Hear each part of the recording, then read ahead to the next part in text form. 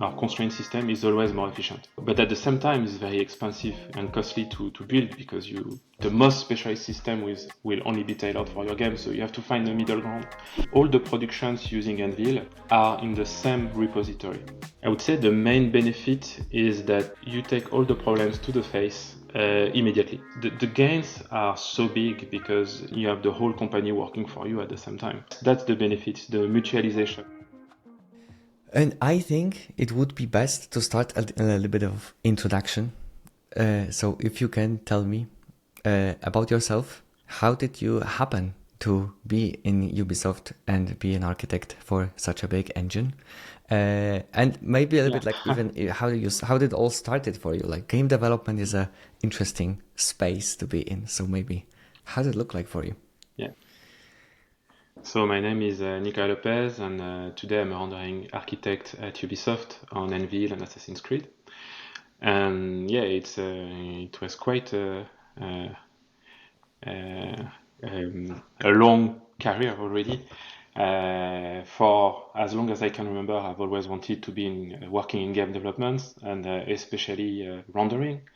Even though when I was a kid or even a student, I don't think this job existed before. So it was quite funny when I tried to remember when I started programming. Rendering programming wasn't really a thing. I guess our ancestors were more like assembly programmers and optimizers and these kind of low-level guys. But yeah, I've always been fascinated by rendering pixels on screens. Like I remember playing with my cousin on Commodore 64 and just wondering how this magic happened. So now we've come a long way. So yeah. Any opportunities I had during my studies, during school, to lean toward game programming and rendering, I seized these opportunities to like make projects at universities that were games. I did a master in computer graphics, and after I started my career in France. So France is a bit more challenging to break into the industry because there are less companies. Many people, at least at the time, wanted to do that. But I managed to start in a few small companies before moving to Montreal and working on much bigger projects. So I've worked for the biggest companies. I worked for Eidos, Warner Brothers, Electronic Arts, and Ubisoft. Yeah, at Ubisoft, I knew from the day I entered this company that I wanted to work on Assassin's Creed. It was my goal. And the opportunity arose, and I joined the team on the Anvil engine. And one thing leading to the other, happened to become the architect of this team. Nice. Well, so yeah, that's why. For how long are you on the team? When did you join? So I've been at Ubisoft for 5 years, and I've been on Anvil for 4, I think. Okay. And very early, with me being on this team, very early I started acting as an architect, and ultimately becoming the official architect. Okay. Because sometimes it takes time to get these titles. And especially, if you have a large project, it takes a lot of time to actually get on board it and understand like everything, what is happening. Yeah, exactly. That's the tricky part. So when you, can we talk a little bit about Anvil in terms of like, is it for all the games in Ubisoft? Is it for some part of the games? Like, do games need to fill some sort of condition, like criteria to be eligible, or like how does it work? So as far as I know, because it's ultimately not my decision what project will use what engine, but it's up to the productions to decide what engine they will use. So we have 2 main engines at Ubisoft, Snowdrop and Anvil. And as far as I know, again, a production can decide that Snowdrop is the better engine for itself, or it can be Anvil. So there are some obvious decisions, of course. For example, the next Assassin's Creed will probably be made with Anvil. At least it's what I would expect. But some others are necessarily less obvious because these two main engines at Ubisoft each have different strengths, and so it depends on ultimately on the goal and vision of the production. Is it so? In which regards Anvil is a strong one out of these two? Like, where would the Anvil be? For what will be Anvil chosen? Okay.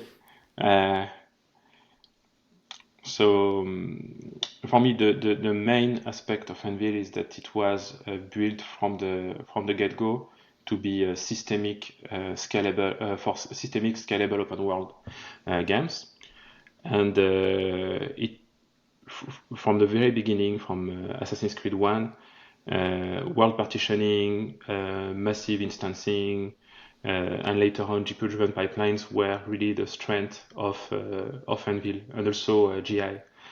So for me, it's really its strength is the number of instances we can render on screen.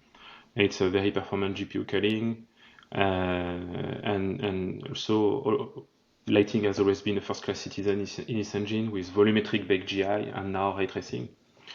And now again virtualized geometry. So it's the main tech pillars of the game for rendering. There are other qualities, but I'm mainly concerned about rendering. Now, I listened to your talk, which, by the way, highly recommend, on game engine architecture. It was called ReArch, the thing, the conference, right? ReArch. And you showcased the engine there, which only then I realized that this is Mono-Repo, and I was like, no way. Yeah. So, first of all, it's a mono repository and is running on Perforce, as far as I understand, right? Yes. So that. Yeah, I wanted to bring to precise a few things. We mentioned with Michel, who was my co-speaker, that it's more than Perforce. We have some parts of the engines that are on Git, and even some packages that come from Nugget or package systems. So the way we abstract that is actually inside Sharpmake, and maybe we can talk more about that later. But we completely abstracted the versioning systems in a way that programmers don't have really to worry where the code comes from. They just get everything they need. So they have to worry when they submit code, of course, but all this part is a bit hidden for the main users. Okay. Yeah. Now, I recently talked to Nuno Afonso, who is working on Arc VCS, and he told me his horror stories with both Perforce and Git LFS. So, can you tell me about Perforce? If you were to do this now from scratch, would you choose Perforce or would you go for something else?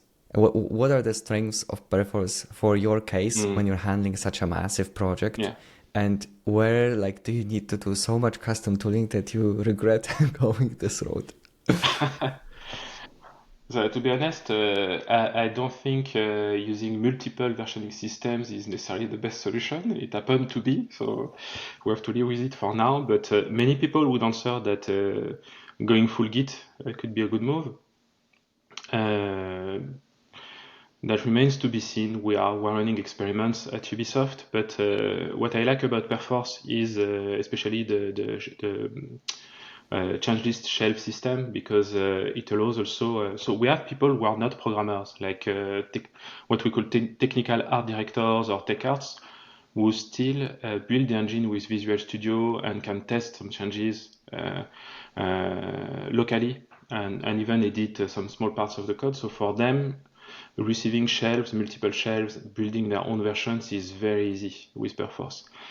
On the other side, when using Git, it's much more complicated because it's not built for that. When you so I'm not an expert in versioning systems, but in my opinion, there are more frictions to these workflows, because the best way to do this is usually to create a small branch, and then you put your changes there, or you share a branch. But then if you want to accumulate several changes, you have to merge small branches together, so this person can experiment with them or test them. And So for us, it's quite easy for programmers, but for somebody who is not a programmer, merging can be very tedious. And in that aspect, Perforce is usually a bit easier. You just can auto-resolve. It works fine most of the time, or we make it fine for them. With Git, it's a bit more convoluted to the point we might have to build tooling to abstract that for less technical people. When you say full Git, because like Git famously doesn't really have an answer for binary files, and now you need to add like Git Yes, LFS, and then I yes. never have seen like this such a huge repository, because this would need to be like Yeah. huge repository for the Oh yeah, binary files. definitely. As far as I know, data is out of the equation. I don't think we have any solution for that, the game data. So the game data has its own perforce. And even imagining we migrate all the code to Perforce, we could still imagine we leave the Okay, data on its own Perforce okay, server because the data is not versioned along the game code. okay. So this would Um, be more like game data stays in yes, Perforce, but for the source code, okay, yes. okay. No, So we already have some parts that we can easily isolate from the engine, like the editor, for example, that is on Git, fully on Git, and is being iterated like that. Some issues we've seen with so we have multiple products like this on Git, and some issues we've seen sometimes with sharing by reference in Git is that you can have change lists that spawn into multiple repositories, and then reviewing and submitting across multiple repositories can be a bit tedious if your change is large. So for me, the challenge is how granular you want to go and how much you split your products, your modules, your engines in Git. Because, for example, it's not rare that we have changes that can be 80 files or 100 of files, and then they will touch like engine, graphics, the editor, and then you have to submit in various repositories. So it's very different from how we worked before, where you just submit on Perforce and that's it. yeah, yeah. So, do you have any lessons learned from like maintaining more than one version control system for the same project, Um, or guidance? For example, and don't do it, like you it's can fine. hide, yes, you can hide most of this complexity behind tools, and even for submitting code, we have our own Git client Oh, that actually abstracts. So we don't have to use it. We can, and it abstracts also these versioning systems quite well. So, in my opinion, when you're in the situation where we are, tooling is the key. I would say the most important is to consider workflows that go beyond programmers, like technical artists and technical directors who can build the code and are less experts than us yeah, in this. It was maybe a bit short-sighted. We went a bit too fast, and we have to catch up with this. okay. Um, does it? So I am fan of the Mono-Repo style, uh, Hmm. probably because I've been working in companies with like microservices and like hundreds of Yeah. repositories. And now, like, if you need to do a change that touches like five repositories, this is just such an annoying thing. And then if you need to you Yeah. merge the source code, now you need to release it. Everything is being released separately, Hmm. so we need to release it, and everything needs to be backwards compatible. And you have this like such a Hmm. massive, Yeah. annoying workload to do. So for me, it's like, oh, of course, Mono-Repo. But then again, I never worked in a Mono-Repo setup, so Yeah. so I don't see any disadvantages. Do you like? Where do you think this approach makes sense? Where would you go to more like separate? Because you mentioned editor is in the Git repository, so it's separate. Yeah. Yeah. So there are two aspects to this. When we talk about Mono-Repo at Ubisoft, it's not in the sense of all the parts of the engine are in the same repo, and as you know, it's not the case. So we have this friction where we have to submit to multiple repos, and we try to simplify that. But it's in the sense that all the productions using Anvil are in the same repository. And to be honest, this is something that scared me a lot when we started talking about this, and I wouldn't have put $1 on this. But to my surprise, it works much better than I expected. So I'm convinced now that it's a good solution.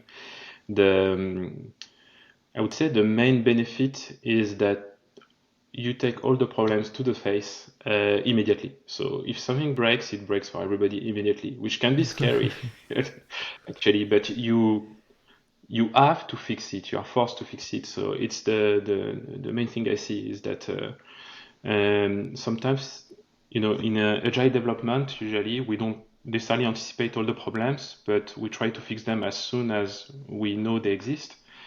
And in this case, this knowledge is much more apparent. We know immediately because if you have like 10 productions in a Mono-Repo and you do one change that's going to break something, there is a much higher chance that you break at least one of these productions.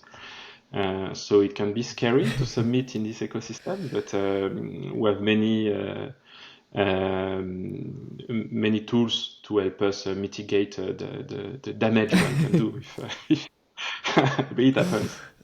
Okay. So,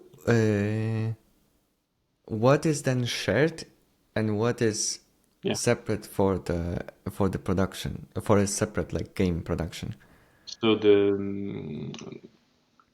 so each production has their Perforce data. So this is separate for each production, but the code itself is in a single monorepo. So the whole engine is shared. There is a game-specific code, so gameplay. Even though the gameplay can share some core systems like AI, these kind of things. Usually, it's the more specialized code. And after, you have the capacity to make packages that we call modules, and where a production can develop a system that will potentially only be used for this given production or can be shared by one or two productions, but doesn't necessarily have to go back to the core engine. So there is this, and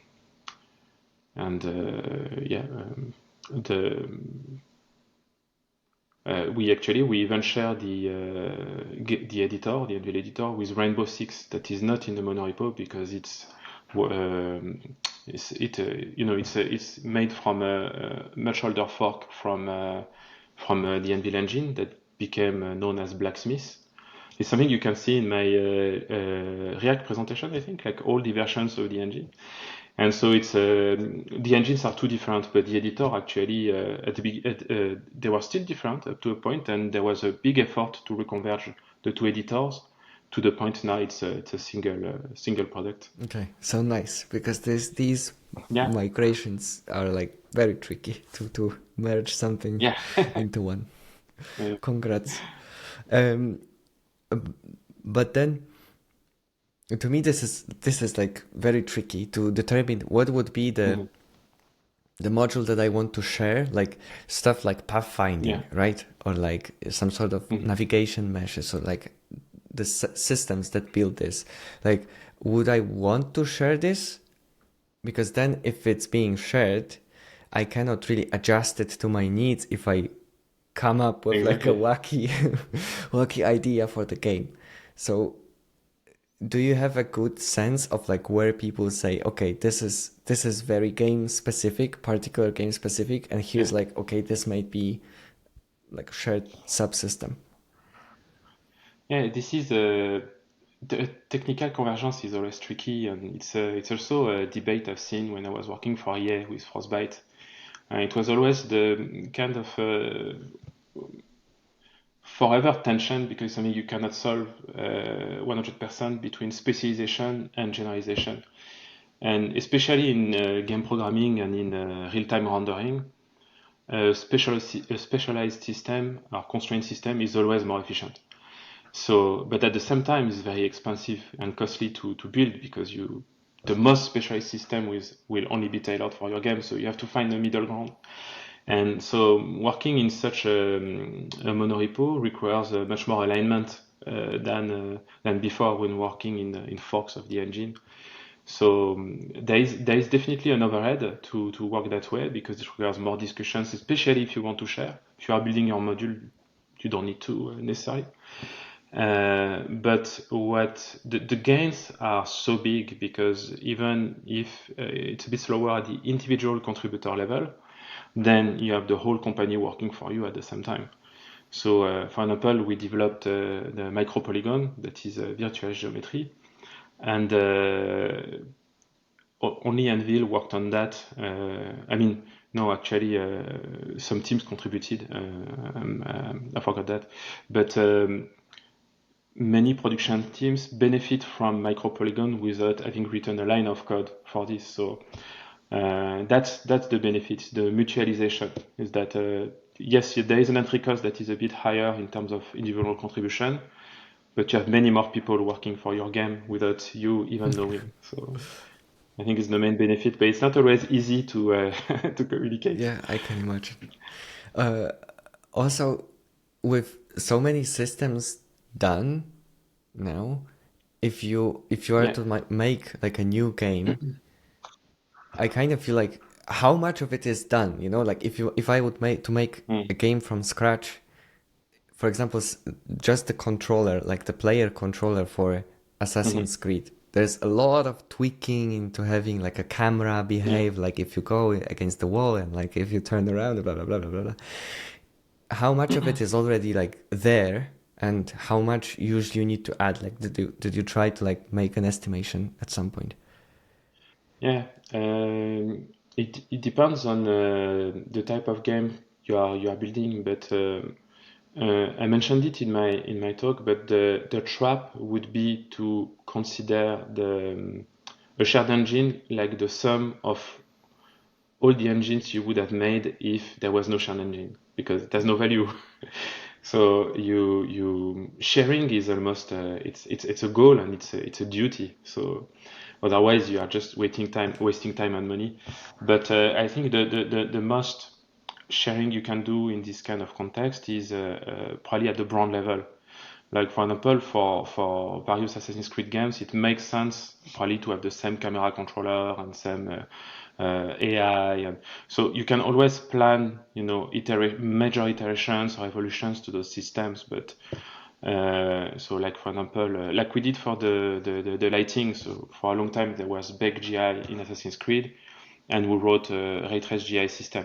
So it's a major step forward. But from one Assassin's Creed to another, there was no major shift in technology saying, oh no, we want to use light maps, for example, or something like that. It wouldn't make sense.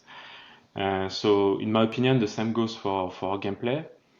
And actually, I mentioned this also in the talk that we have a sort of what we call ACF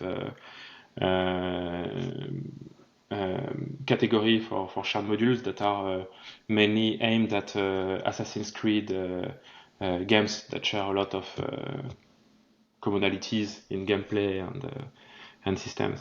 So did I get that right? That like if you say like okay, we're making a new Assassin's Creed, you decide somewhat Mm. upfront that you want to have, for example, ray traced lighting, instead of Um, midway in the production saying, oh, by the way, besides the yeah. baked lighting that we have right now, let's add a new system. So Mm. like you kind of know what to Yeah. expect.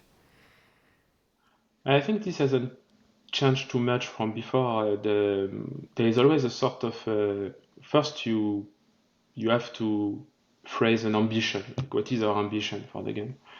And for sure, ray tracing is something that you cannot avoid today.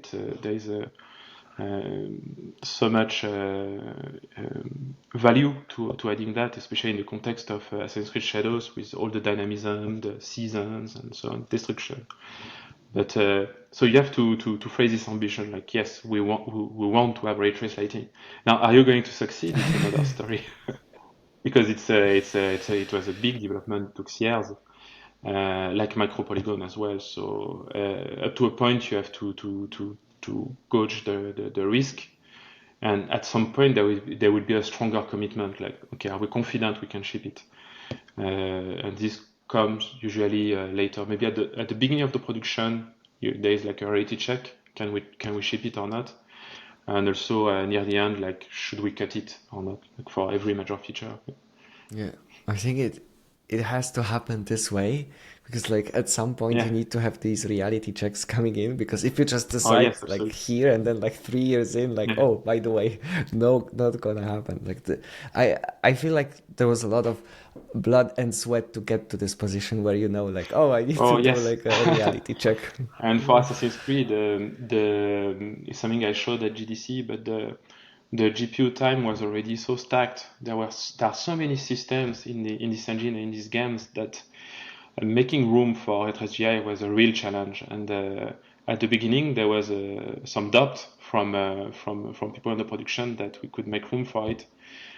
So I consider it a huge success in the scope of Assassin's Creed to have shipped this feature. So how do you do that then? Like, you have zero room to pack it in, and then you're like, okay, do we need Yeah, that? Do we need that? Like, do you look at the frame and like, okay, yeah, where do we spend the time, and like, where do we cut it? Like, and then you go to the team, like, yeah. can you please optimize this, or like, what's going? So there are different aspects because if you look at so if I go back to Assassin's Creed Valhalla, you can see that the game was targeting native 4K on next-gen consoles, and it was actually something that often happens during cross-generation titles, is that you tailor the game so it runs, for example, for Valhalla on PS4. It has to perform on PS4 at 30 FPS. Then you try to reach 60 on PS5. It's usually not necessarily a big challenge because it's so much more powerful that you have the GPU for that. And sometimes you don't even maximize the GPU. So the easiest is to just increase the resolution. And so very often it reached 4K for this game, but for mid-generation titles, we've seen that the target resolutions lowered, and because so there is always some marketing aspect to render resolution, and but there is a kind of target resolution where you stop seeing huge increments. It's diminishing return. So we've seen across the generation the resolutions being a bit lower, but the counterpart of it was adding many big systems like micro polygon or ray tracing or other things. So yeah, we increase per pixel quality like that, and also optimizing the GPU time as well, because we could get rid of more legacy systems that were tailored for previous generation consoles as well. Ah, okay, yeah, makes sense. So how do you, when you take production, you do this like sort of math in the beginning, and then you have at some point like these reality checks, or how does it look like? So for when we were working on Assassin's Creed Shadows, we looked at Assassin's Creed Valhalla, and my kind of mindset was like, what would it look like if I had to do a remaster of Mm-hmm. Valhalla and add ray tracing, for example? So where would I make that room? And yes, I started to reorganize the GPU frame to see what we could optimize, what systems we could remove, and what was we discussed with the production what were the best target resolutions as well, and optimizations we could do in that regard to fit these systems. Yeah. Does one can predict it like through this sort of experiments on, let's say, Valhalla? You do these experiments, consult with other people, and then how Yeah. often the reality check proves you wrong, or like Oh, you're within the possibilities, because it might be tricky. so yeah, projecting how much room you can make on a GPU, I think we are very good Okay. at that. What was much more difficult is predicting how much ray tracing will cost, because it's highly dependent on data as well. So, we build what we call a BVH. It's called an acceleration structure in DirectX. And so the traversal time can vary highly depending on how your assets are placed in the world, what's their density, is there some overlap with their bounding boxes. So this we have little control. Like the forests in Assassin's Creed are very dense. So what we did is that we estimated a bracket, like between this and this we are confident we are going to fall in that bracket in terms of cost. And but our goal that we set for ourselves is this, and we work very hard to make it happen. So we even made some very interesting optimizations, like for example, approximating alpha test with scaled polygons on the trees. So the trees look like the tree leaves look like small disconnected triangles, but actually in terms of GI, they generate a GI that is very close to the reference at almost half the cost. So it was very interesting Nice. in that case. Nice. So let's move from that smoothly to rendering. In terms of Yeah. rendering, it's a bit tricky to share like rendering pipeline across game productions, and having like one engine. I find it super tricky to like even on a single Yeah. game production to kind of make sense of everything. Or like it's much more difficult to work with than just source code, at least in my opinion. And then you have like one Mono-Repo, and then you want to sort of share this as a functionality and subsystems. How Yeah. do you approach that? So actually it was my main concern with Mono-Repo at the start, but I decided to take this as not as a wall, but as a challenge. So, and actually, I was surprised by the good results we got. So the first obvious thing, and what usually engine programmers will tell you is just make modules. And this works in Engine or in C++, but when you are writing shaders, for example, this is very difficult to share. And if you want to, for example, handle all the different use cases, you end up with a combinatory explosion of permutations, and so this doesn't fly. And the problem we have that it's still tied to the graphics API is that renderers are still quite monolithic. Mainly because of shader constraints, but also PSOs. You probably know about PSOs and all that. And so modularizing a renderer is very hard. What we did is that. So the first thing is optimizing the GPU. So for example, in the GPU scheduling, we can end up with holes in the GPU time if the scheduling is not filled perfectly. For example, maybe in one frame you will have a lot of trees, and so the alpha test cost will take a lot of time. So you can overlap with another compute shader on the async compute queue, these kind of things. But then you enter in a building and you don't have this cost, but you have a barrier. So you create a hole, a bubble on your GPU. And so this, you can usually tailor this for a given game, but then you go to the next game and the equation is completely different. So something I mentioned at React is that we, for Assassin's Creed Shadow specifically, we worked on platform-specific scheduling for our frame graph. So now what you can do on a given production is that you can actually create a package that is your own game GPU scheduling for your frame graph.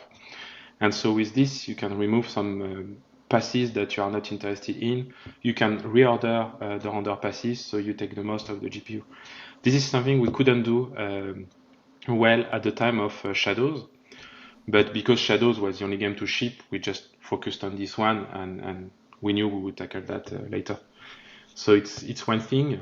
The other thing is, so for rendering, again, because we cannot handle everything at the same time in the same game, otherwise we would end up compiling tons of PSOs, of shaders all the time, and it would be a huge problem, is that a production can decide what feature to enable or disable for their game. So maybe a production won't need, like for example, we have one production that needs very high quality normal packing at the vertex level. So for this production, we expose a feature toggle where they can enable it for their game, but then we don't have to pay the price of handling various gbuffer encoding for all the productions. So yeah, it's kind of a toggle basically So the at the game idea level. would be to sort of expose as more as a module, an ability to say like what you want to do in a given frame, and then a production can say, okay, I want this, I don't want this, I want this, I want this, and then like Yeah, offload so this complexity to you as engine to make sure that all these combinations work together. yeah, so the challenge in this is that you probably know that we're with a modern 3D APIs, they are much less managed by the driver, and you can end up with the GPU hangs that are very tedious to debug, or corruption, and this is usually tied to wrong barriers or wrong placement on the GPU timeline. And so it was our main concern exposing custom scheduling per game was that we might end up with game-specific crashes that are very difficult to debug. And so for this, we have the ability in our EMGUI debug windows and to select the scheduling you want to run, and we can change it at runtime. So usually what we recommend is for productions to switch to the default scheduling just to try to reproduce a given problem. So we can ensure that it's actually a real a problem that was not created by wrong reordering of render passes. So there is yes, there is this. Okay. So you can switch on runtime the scheduler Yes. from your like game production specific to the default one, and then okay, Yeah. does the problem remain here? If not, then that's your game specific problem that you need to take care of. Yeah. Okay, but how does the API look like on the game production side? Like what game production can do and influence, and what is given by the engine? So to be clear, we're also here to help the production, so we can write the scheduling with them or for them. But basically what we expose is that when we declare the frame graph that we call a producer system, so the GPU frame graph, so you can very well just not declare anything, and there will be dependency resolution that will order it for you. And the goal of this is to ensure that dependencies are respected. So if a render target is being read somewhere, it has to have been created and written to at least once before, these kind of things. So at least it ensures this kind of dependencies, a bit like a CPU job system.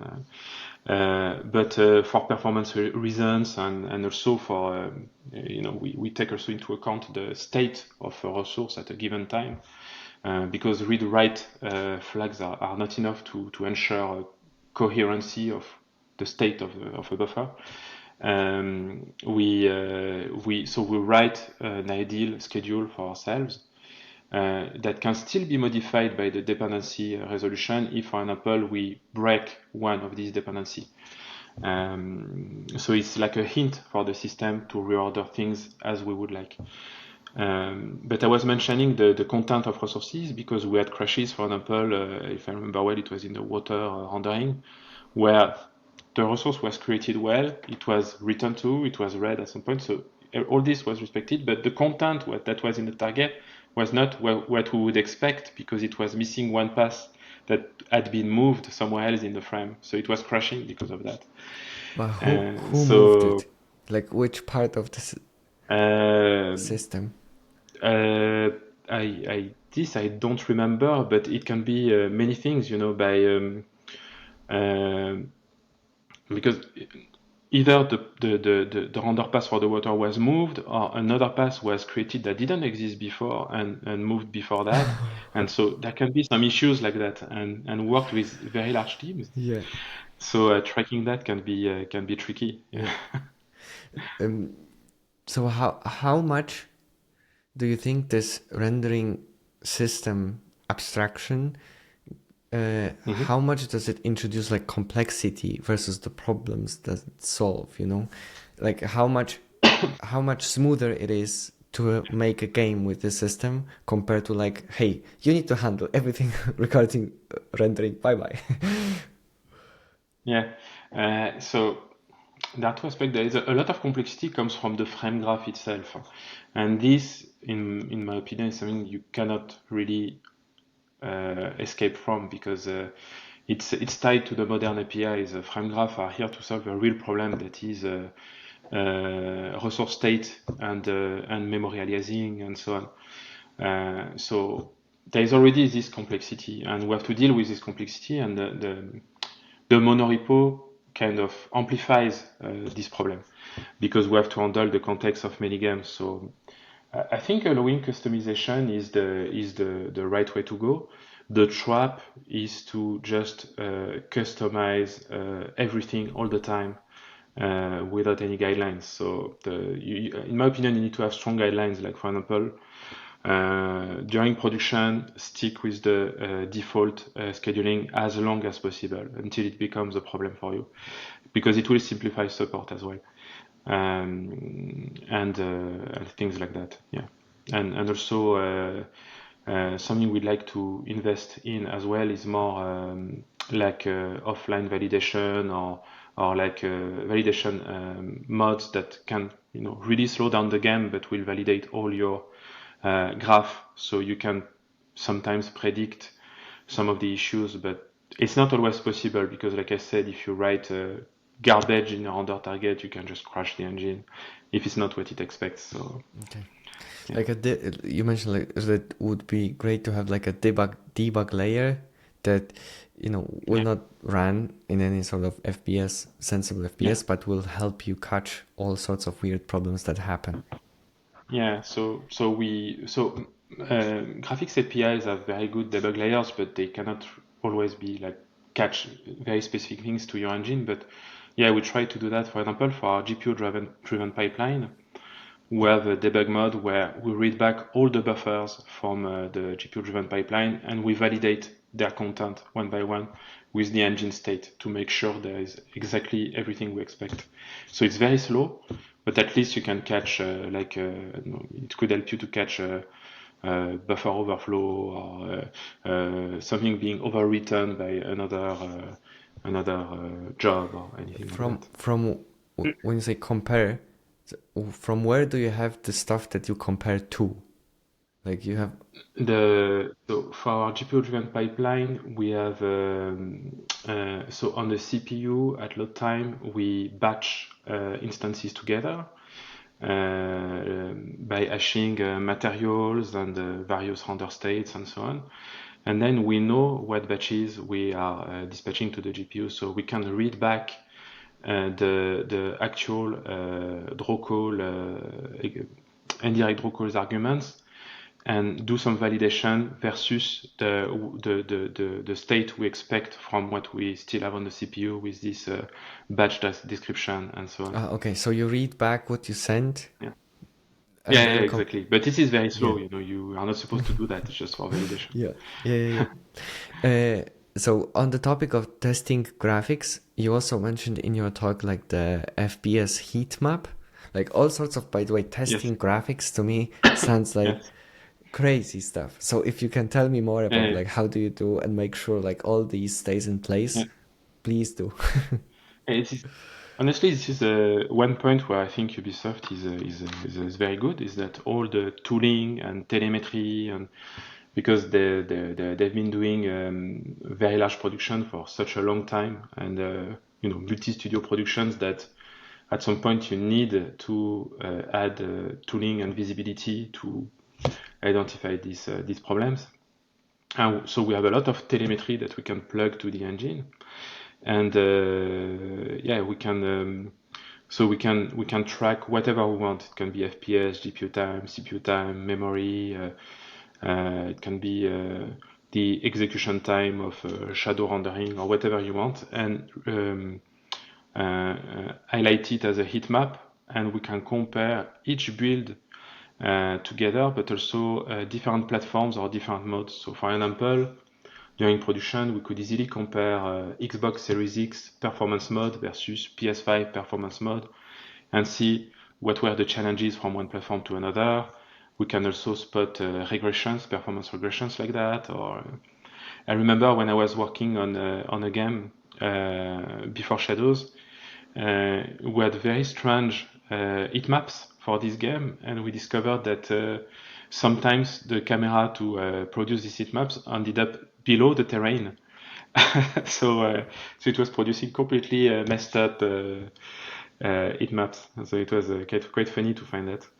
And so usually when it finds very challenging areas, it will automatically capture performance capture that you can open, and you can, with our custom tool, to visualize what was taking time if it's not inside the telemetry itself. The challenging areas, meaning like the frame took more time than expected to render. More than a target time. Okay. Yeah.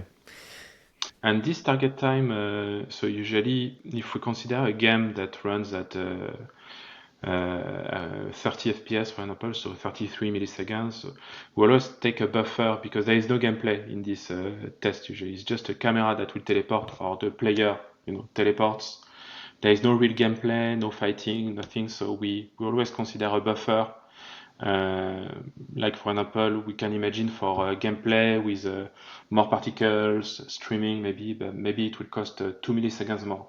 So we try to take this buffer away, and so usually we will adjust the heat map to take this into account. The game might be more costly to render with more action going on.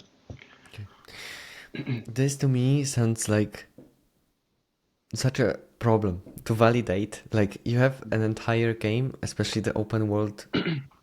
Like even if you like try to find the places that might cause problems, it's super tricky to gain any sort of confidence level that you've done it. Like it's such a huge problem space, and you cannot just find every frame to check it. Yeah, I think it's something that worked very well until Shadows, in the sense that for previous games we had quite, if you take, I don't know, Assassin's Creed Odyssey, so you're in Greece, there is time of day, is the main variable, and the rest is quite fixed. So you teleport the camera on every cell, you look in every direction, and you get a rough idea of your performance. But night can change things already. So if you want to be exhaustive, you should capture at day and at night. But if you look at Shadows, it's much more complex because there is this. There is the fact that you have 4 seasons. There is weather, there is various upscalers. Now consoles have modes, so performance mode, quality mode. So it's combinatory, and for sure you cannot test anything because it takes too much build machine time. So we had to make choices, and for example, during production we were testing. For some time we were like, okay, now in the telemetry we put the winter, and next time we put the summer, and but this is where we reach the limit of these approaches. They are very good, but for a game with so much dynamism, it's almost like you need a way to extrapolate what you're measuring to context that you cannot measure because it's just too much data. But yeah. Now, when you consider like multiplicity of platforms, especially the game that is supposed to be awesome on PC with the high-end GPU, low-end GPU, and then consoles, how do you plan for that? Like, because probably like you can start do the calculations for like consoles because you know like what's there. Is this then like the sort of target for entire production, or how does it work? Usually a good baseline is to consider, so often people will think Xbox Series S is the most challenging, but it's often so it depends on the games actually, because there are some games that are often GPU bound, and in that case, yes, Xbox Series S can be challenging, but for us, most of the time we are CPU bound. And so the challenge with being CPU bound is 60 FPS. So running at 60 FPS on PS5 and Xbox Series X is something was the main challenge, I think, and we put a lot of energy on. And once we tackled that, then we knew that scaling on PC was much easier. Okay. And to handle performances, we have a system we call Platform Manager, where it's a fully data-driven system where, so if you look at some games in the market, most of the time the difference between performance and quality is just resolution, like dynamic resolution scaling.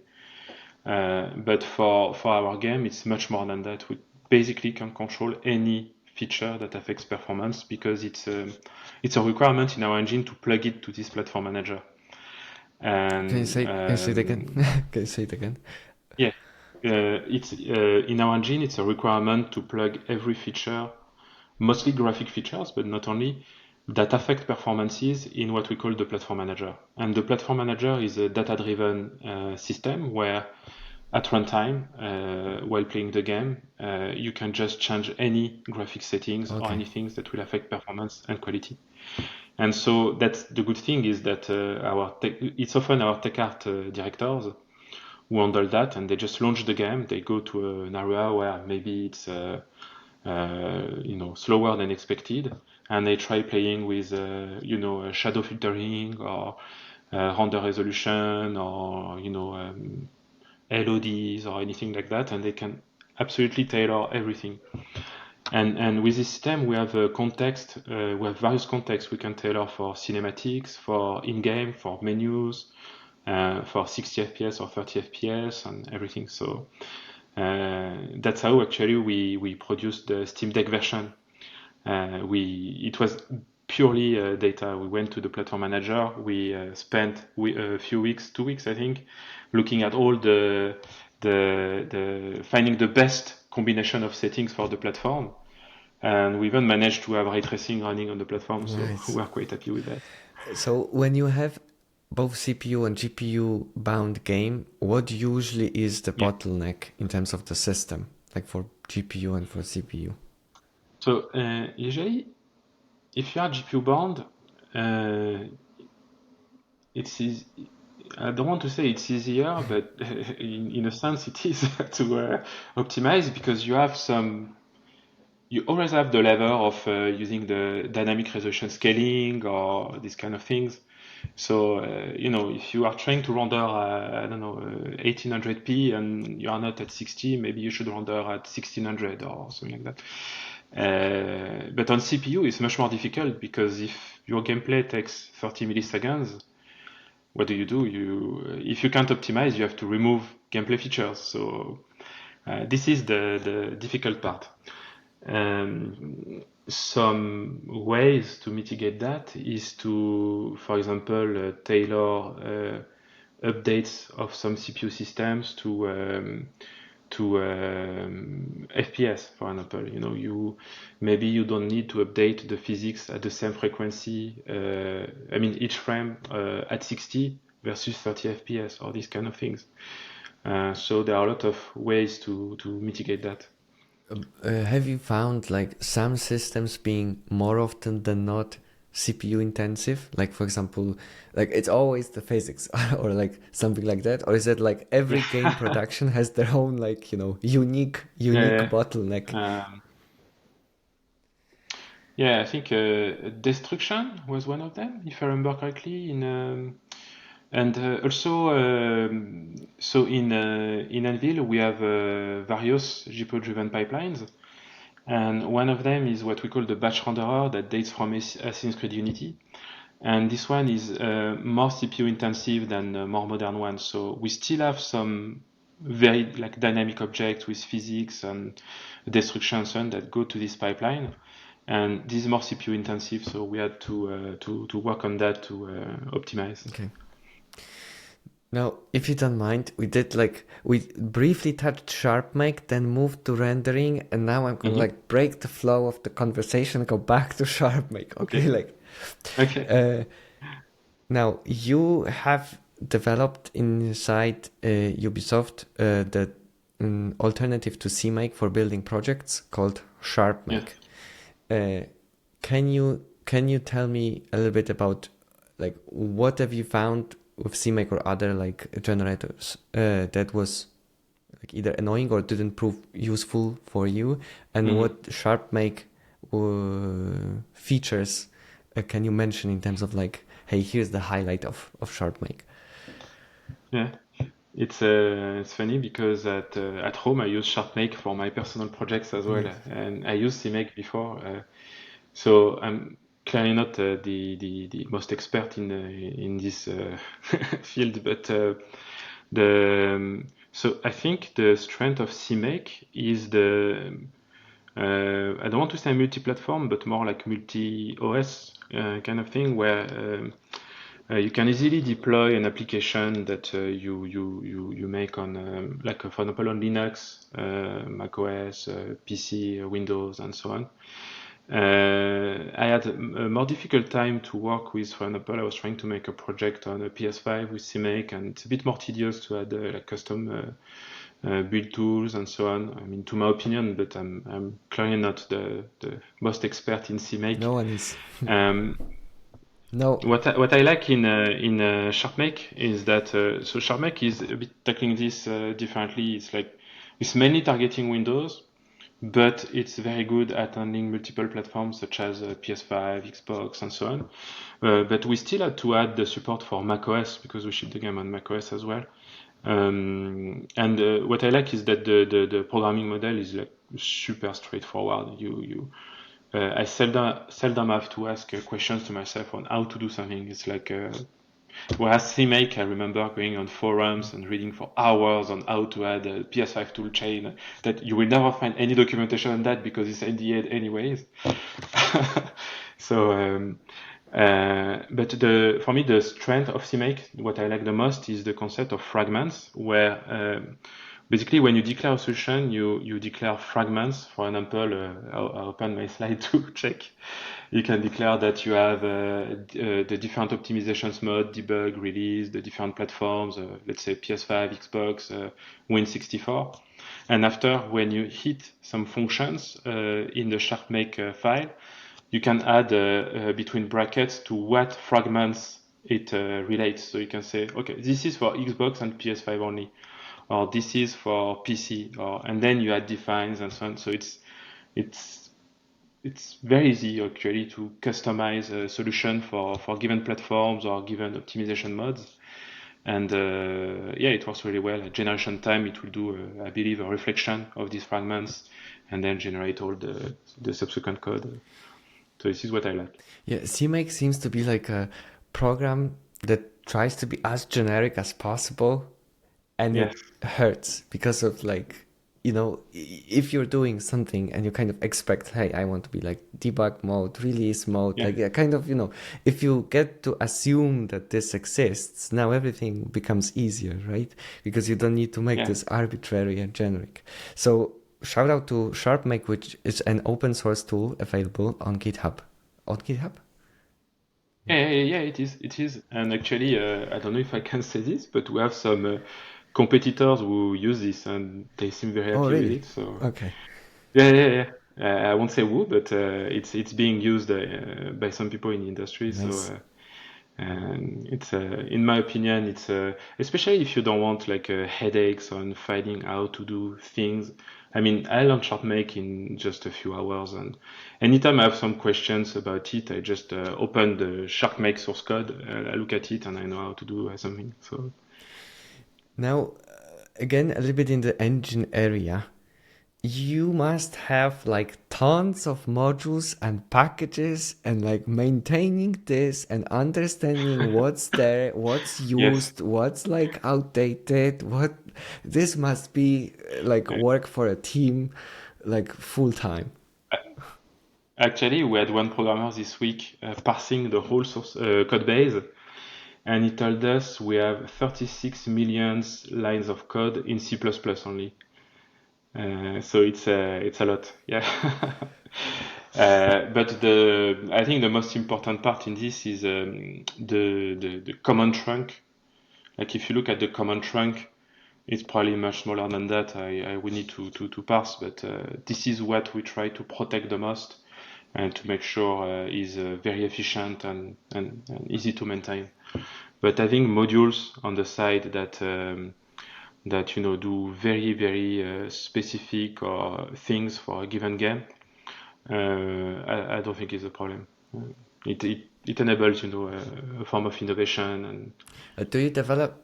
Have you developed any sort of like systems to even stay on top of what you have, what you right, stopped using, like what you should use, or like productions should use? Like, how do you manage yeah, like, some things will go like out yeah, of yeah. fashion or like become stale because of some sort of obsolete. Hmm. How do you track that in such a massive ecosystem? So the way we're organized at the moment is that we split the teams in area of expertise. So for example, we have in the rendering we have a lighting team, a geometry team. So we dispatch ownership like this, and it makes it easier to discover or things that need to evolve or systems that need to go away because the ownership is actually very well defined for rendering. So it helps for modules. Some things will just die naturally sometimes. um, but yeah, I think the ownership, having a strong ownership and clear ownership is the key because teams can clearly define in what they want the engine to look like for example, mesh rendering or lighting in the next few years, what systems are inefficient and so on. So the teams are Um, the owners of the packages, and you don't have like this way. You don't need to have like a central sort of repository and managing this because if you want to know what's best for the new production for graphics, mhm. for let's say geometry, you would go to this team. For lighting, you would go to this team. Correct? Okay. Yes, Okay. yes. But yeah, for example, lighting is not packaged because it's very difficult to package this. It touches so many things. So it's not a package per se, but yeah, the ownership, the thing about ownership applies. Um, for modules, usually it's the responsibility of the production, if the production made this module to ensure, its lifetime. Do you have also like versioning for for the modules, or is it like we're using just up to Uh, date, most up to date stuff? I don't think we're versioning in the sense you mean. I think it's I will need to check actually, but usually it's just up to date. We update the code of the package, and And if people use something the breaks, you have a version. Mono-Repo and will not compile, and this is perfect. Yes, actually I've seen some because Frostbite had many similar systems for packaging, and sometimes people who didn't want to bother with that would just copy the package and write it like a blah blah blah Yeah, yeah, two, yeah. and just iterate on that, and they know nobody uses it. So usually it's what you don't Yeah, want. yeah. Okay. Um, for building the project, I'm assuming Mhm. you must use some sort of build servers because it's a massive, massive thing. Yes, yes. Have you developed any cool systems and tooling around building? Yes, so we use fast build for building. So it's very efficient at caching and distributing build C++ building and so on. What tools did we develop? We have dashboards. We have a tool I mentioned called T-Box. But T-Box is more like a system of C# scripts, basically, that will handle all the logic behind compilation. Like, we have different processes involved for compilation, like building shaders, building different compilers that need to be invoked, then building the code, building the tools. So it hides all this for users. Um, Out of my mind, we don't have anything hyper specific. Like I said, we have dashboards on the build machines. We have so for our shaders, we have a shader server that caches the shader blob, so we don't keep rebuilding. We have something we call an asset store. The asset store is here to cache data that have to be built. So it's not built by all users who need this data. So for example, it's where we store the bake GI when we use this. Um, and then it streams directly, for example, to the editor when you need a given volume of GI or something like that. I'm thinking if we have anything else for building, but I don't think so. I see we have a remote build system where so it's like an application where we ask for remote build for a given change list that is not yet submitted. Then the build machine will build this code with the data associated with it and produce a full game build that then you can send to what we call dev test for a QA engineer to validate a change or do a regression test. So this is fully automated actually. It's quite nice. Okay, so you can just trigger the build and everything happens sort of underneath. Okay. Yeah. Okay. How this is like a must ask question. How long does it take so much? How much time does it take to build from scratch? Actually, the main issue is when we submit the code. So we use a submit assistant that, and the goal is to basically block breaking changes that will break the build. So it will build every games on every platforms. And if one fails, it will you know, okay, it won't submit, and it will tell you there is a problem there, so go to fix your code. So this can take some time, especially in a Mono-Repo with many games like this. So it's a constant fight to lower this build time, to lower the friction between you want to submit the code and it's in Perforce. For building the solution from scratch, if you don't have any change, it's actually very fast. I don't have I mean, I could check, but I don't have the latest numbers, but I remember checking like last year and from scratch with nothing, you just sync Perforce, you don't change anything. I think it could take 2 to 3 minutes to build on console. Nice. Because you are just fetching the cache basically with fast build, so it's copying files basically, and you link. Okay. Now, let's talk a little bit about the editor side of things, because I've also seen, and you showcased this in your talk, how cool the editor looks like. It's a separate thing written in C#, and the engine is in C++. I remember that you communicate through TCP/IP, like between the two. Yes. So tell me a little bit about how, because this is two separate projects, you need to keep them in sync, and there's all sorts of challenges there. So tell me a little bit about the editor. Yeah, man.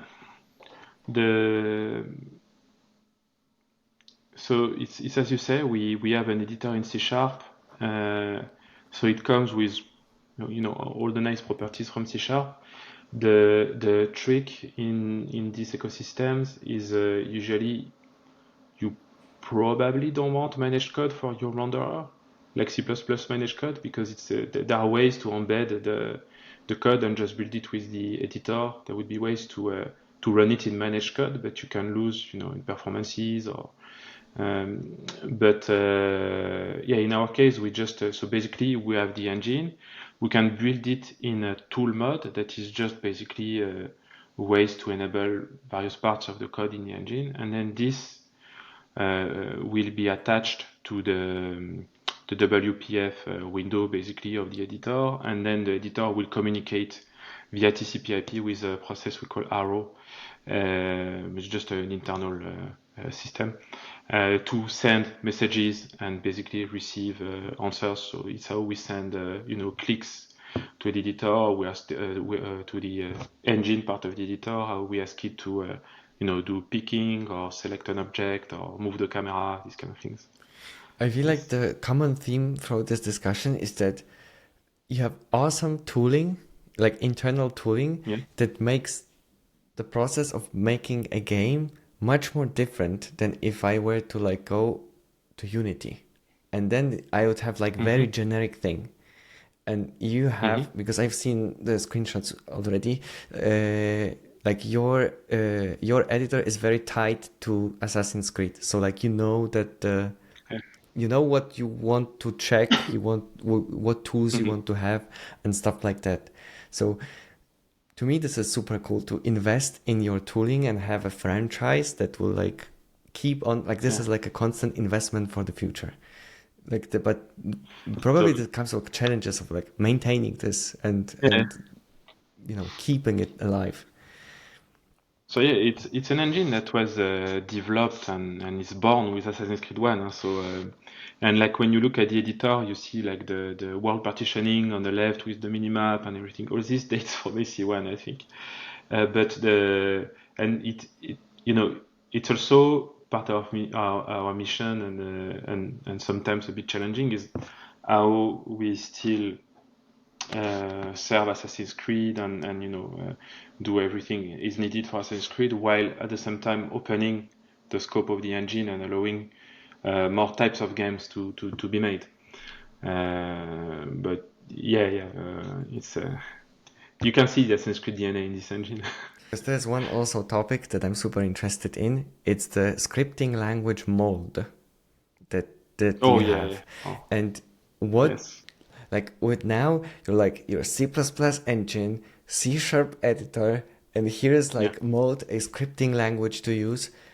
yes. Where do you fall in terms of like when to use what for which parts, like how what should be like C++ engine functionality, then what you can dedicate to be like Mm. a less performant thing, and then why you ended up doing your own scripting language instead of like using something that exists. Yeah, so the goal of mold is not necessarily to script logic, is to script game object declarations.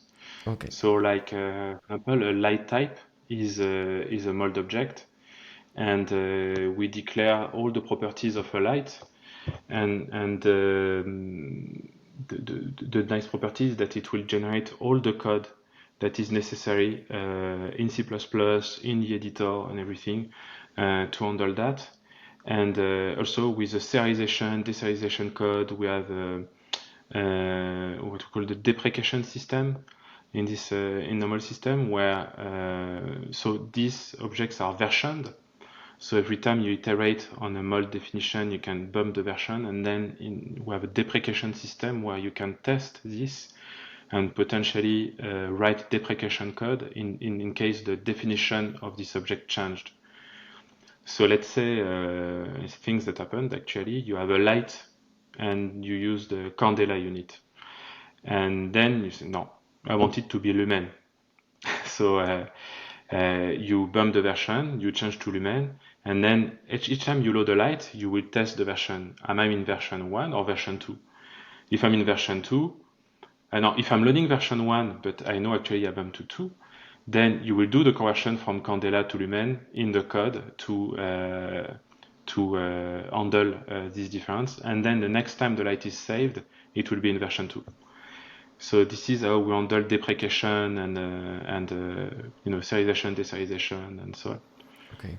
So yeah, it's very powerful. It's very easy actually to update the definition of such game objects and entities. But these are standalone files that you edit and create like separate from game logic and stuff like that.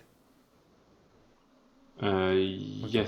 Yes. And the main purpose is to generate all the boilerplate code, like C++, C Sharp, and the property grids, everything. So when you open the editor, the mold will generate all the property grids for the editor. We have the same property grids also for EMGUI. Everything comes from there, basically. Okay. Now, if you like zoom out and look at the Anvil as everything, like, or not in like, I'm not sure it's like Anvil because also it's like Scimitar C++ engine, Anvil C# editor, and like all this ecosystem. If you were given like 3 months and a team of excellent engineers, what would you do? Like for the the next massive step So up. we already have the excellent engineers, so now let's assume we have time. What would I Yeah. do? Wow, that's a big question. So there are things we need to remove in the engine, and you've probably seen in React, we have various geometry rendering systems. Each of them have different constraints. So the most flexible is the slowest, and the more you remove flexibility, the fastest it performs for the others. So one effort I would like to do, and actually we are doing it, is that to open up flexibility for the most performance systems, but not at the cost of performance, and start deprecating the others. So it's a long work, but we are working on that. Other than that, I mean, I'm very happy with the state of the engine today, but for sure there are a lot of exciting things coming as well. You know, there are more and more discussions in the industry about neural shading. About what? About what? Neural shading, Neural shading. Okay. So I don't know if you've seen this, but Microsoft has released a preview SDK where it supports cooperative vectors in HLSL, in shaders. So cooperative vectors are a way to accelerate in hardware, inference, ML inference, so for machine learning. Okay. So neural shading is just a way to use shaders to do machine learning, like inference, on the GPU more easily than before. So yeah, this is definitely an exciting topic and things we are going to explore as well. But yeah, I'm always excited to push any graphic pillar.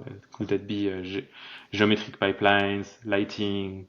I know also we pushed a lot, like volumetric fog, weather, clouds in the engine. So there are always ways to find work to Oh, do. I can imagine. I can imagine people Yes. like, let's do something crazy for a new game, and you being like, okay, Yes, can yes. we bring it down to like a manageable level? Yeah. No. But I think with all these modern features, it's something I was thinking about recently, is that if you look at rendering engines or game engines like 10 or 15 years ago, they were much more simpler.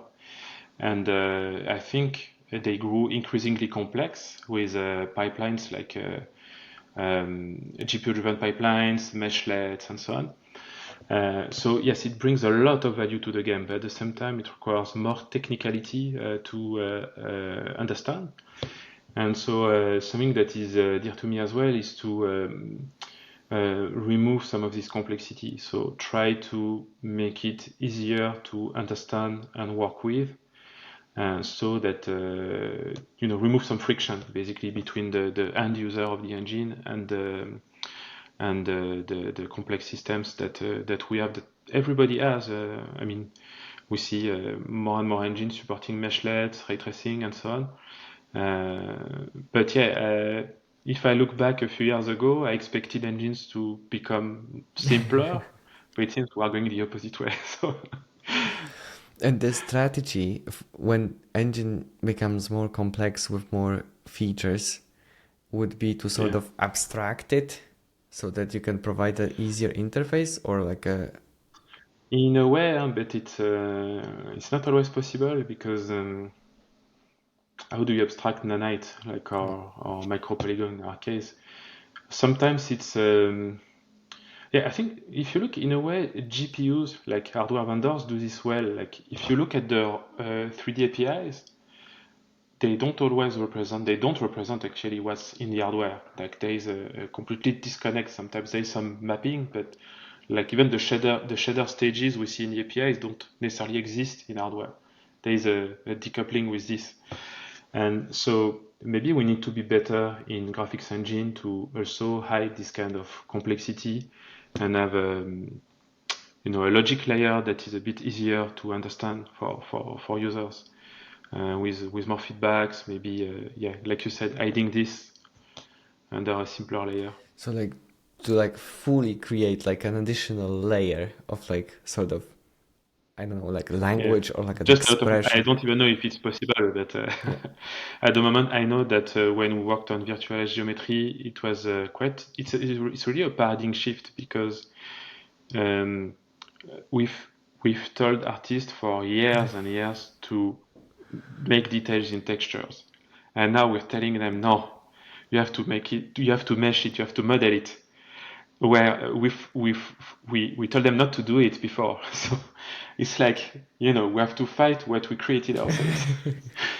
So it was a bit difficult to understand for artists, but yes, we were. I mean, the proximity we have with the production teams made it easier to address. Nice. And a lot of like this complexity, one is like the technical complexity, but like Yeah, I can't imagine the social or like team structure complexity to yeah, make everybody agree, even on the engine level, and then you have production teams that will need to talk to each yeah. other. Like this must be like really tricky. Yes, in such large teams, defining ownership is often a big challenge. Who owns what is and trust also, because when you belong to different teams, trust can be an issue. Are you going to ship the feature you said you would ship? Can we trust you? Versus we do it ourselves. But then, so it's you have to build an ecosystem where the different teams can work well together as one team and share in a way the same accountability. And it's what I liked in our work in Assassin's Creed Shadows from Anvil, is that we made ourselves fully accountable from beginning to end. It's not only making in Anvil, we didn't only make a system like a micro polygon or ray tracing, but we shipped it in the game and we made sure it shines. And I don't believe in a completely disconnected engine team that just delivers systems for the production to use. How much, like roughly speaking, no need to be specific, but like how Yeah. many people work on the engine compared to like a given production? Like what's the sort of like split? The Anvil team is hundreds of people. I will say it like this. And we already know Assassin's Creed can take 1,000 people to make. So the the production team is much bigger, but it's mostly content and gameplay. So all the core tech is on Anvil. So yeah, that's about This it. means like engine team takes a lot of pressure to handle all of this and like make it work Yes, for the production. yes. That's why mutualizing is very important. Not creating Specific and custom. one solution per game to a same problem. Okay. Okay. Nice. Nice. Nicola. Awesome. Can you tell me, like, at the end of the interview, what games do you play, like, generally speaking, when you're done, when you're done with development, and you have a little bit of free time? Yeah. So as you can see behind me, I love to play these racing games. Yeah, I love sim racing. I have a lot of hardware. I love that. Other than that, I love. So I play many open world games because I want to challenge myself. And I'm a huge fan of Japanese RPGs as well, like Dragon Quest and these kind of games. Okay. I love these games with deep stories. When you play open world games, is it like for the research or is it for fun as well? Because like if you play a game for a research and you Uh, want to like, analyze the yeah, systems, like it's not the same as just playing, yeah. you know? It's probably that it's research, but sometimes for me it's fun because I want us to shine in this space. So it's it's a fun competition and I like it. So I look at all the competitors and I want to find where we fall short and where in the opposite where we shine and where are our strengths. So we can improve what we have to improve. Okay. Nicola, thank you so much for joining me. This was Thank awesome. you.